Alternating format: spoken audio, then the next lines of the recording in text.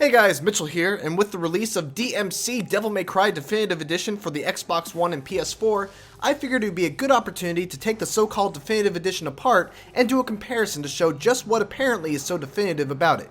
So first up, let's take a look at the visual comparisons between the PC, Xbox 360, and Xbox One versions of the game.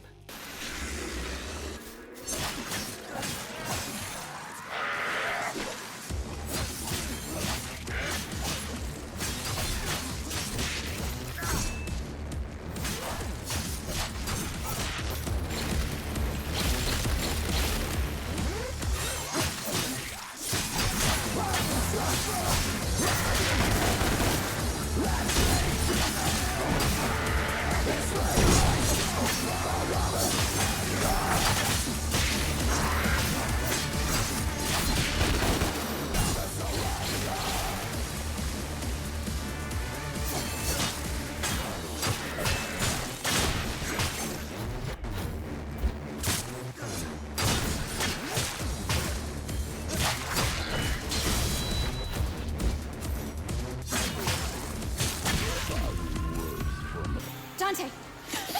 Don't shoot! My name is Kat, I'm not a demon. I'm still in the real world, you're in limbo. How come I can see you clearly? I'm a medium, a psychic. I can phase into limbo and communicate with you. I can see you, talk to you, but I'm not actually in limbo with you. If I pull the trigger? I'll die.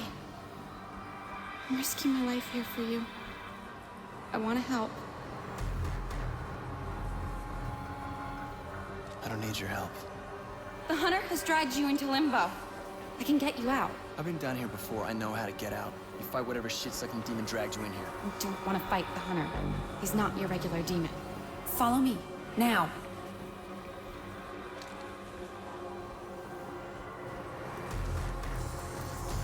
Where'd she go?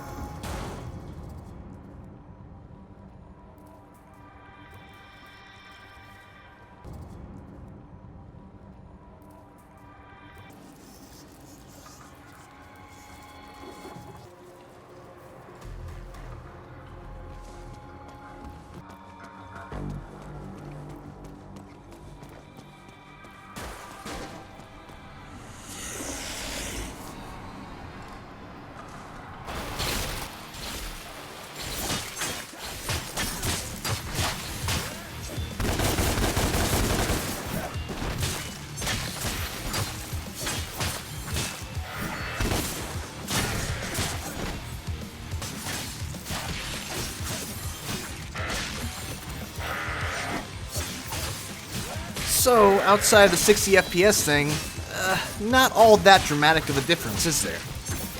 Unlike many remasters, though, the selling point in the Xbox One and PS4 versions of DmC isn't the visual upgrade, but rather the changes made to the gameplay, which make an effort to address many of the issues that hardcore Devil May Cry fans have levied towards Ninja Theory's reboot. First, the style system.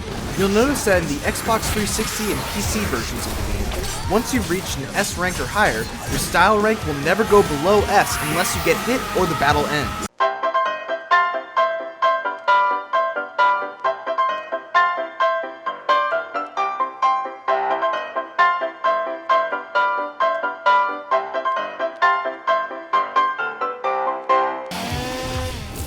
This, along with the fact that the style system was extremely generous in doling out high style ratings for powerful moves like Trinity Smash and Trillion Stabs, made it ridiculously easy to get a triple S rank and maintain it. That's changed in Definitive Edition. Even without turning on the hardcore modifier, which I'll go over in a second, you will lose your style rank if you are not actively attacking or if you continue to use the same moves over and over. The Definitive Edition also adds a hardcore mode, which can be added to any difficulty level and makes it harder to gain style while also making you lose it much faster.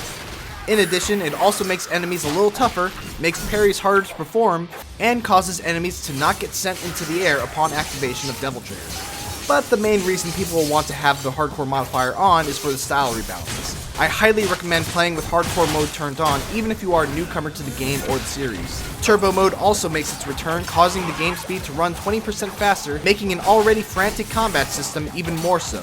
And once you beat the game, you'll unlock a must style modifier, which again can be added to any difficulty level and makes it so that enemies can only take damage when you have an S rank or higher. There are numerous small tweaks to the game as well that fans will no doubt welcome.